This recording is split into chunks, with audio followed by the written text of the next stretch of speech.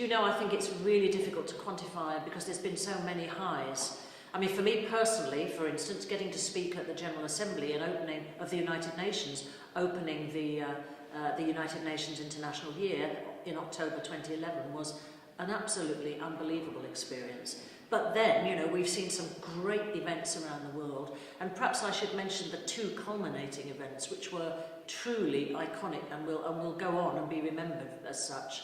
The first was in Quebec City, where we brought together 2,800 co-operators from the key co-op businesses around the world, where we launched key research from global research bodies about the issues that the cooperative movement faces and which we need to confront and overcome going forward. Real business orientation to that meeting, sponsored by Desjardins, that truly brilliant cooperative bank, which is now one of the safest banks in the world following the collapse. And that led, just 3 weeks later, seamlessly, from the businesses through to the final event of the year for the movement in Manchester, in England.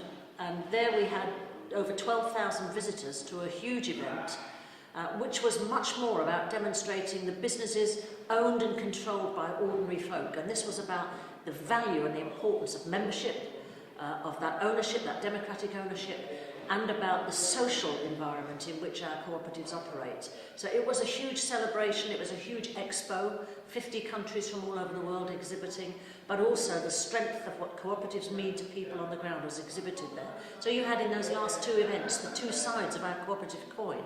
Our businesses, from the huge, big, powerful businesses around the world that account for 2 trillion US dollars in turnover, the largest 300, through to very small cooperatives, and then on to Manchester, where you had the people that are cooperative owners. It was a fantastic closing finale with those two events.